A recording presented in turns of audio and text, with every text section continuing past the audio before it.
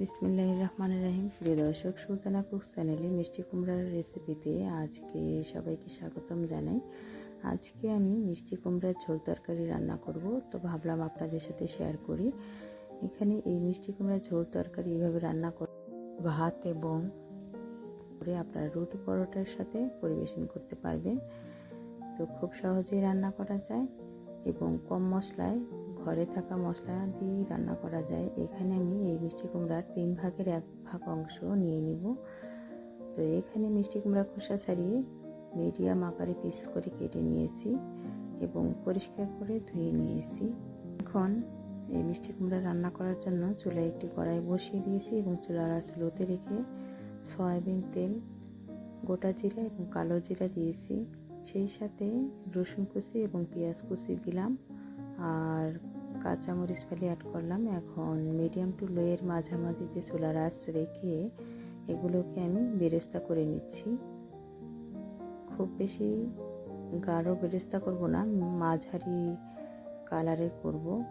Brown colour হওয়ার আগেই এখানে পানি দিয়েছি, দেখতে পাচ্ছেন। এরপর আমি লবণ, মরিচ এবং হলুদ ও পাঁচফোড়নের গুঁড়া দিয়ে দিলাম।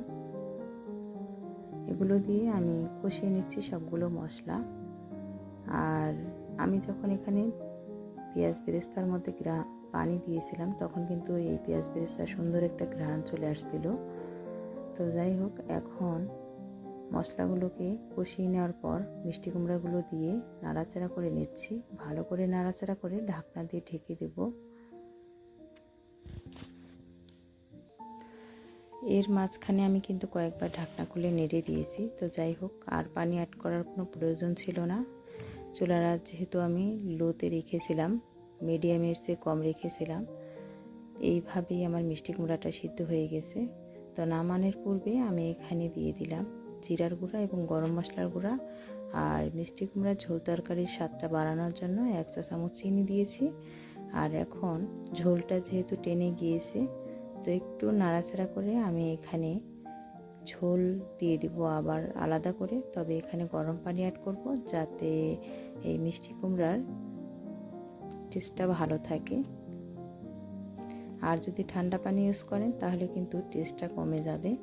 এখন আমি 1 মিনিট সময় জাল করে তারপর পরিবেশন করে নিব। তো মিষ্টি কুমড়ার ঝোল তরকারিটা হয়ে গেছে, এখন আমি পরিবেশন করে নিচ্ছি। তো প্রিয় দর্শক, হয়ে গেল মিষ্টি কুমড়ার ঝোল তরকারি। সবাইকে ধন্যবাদ।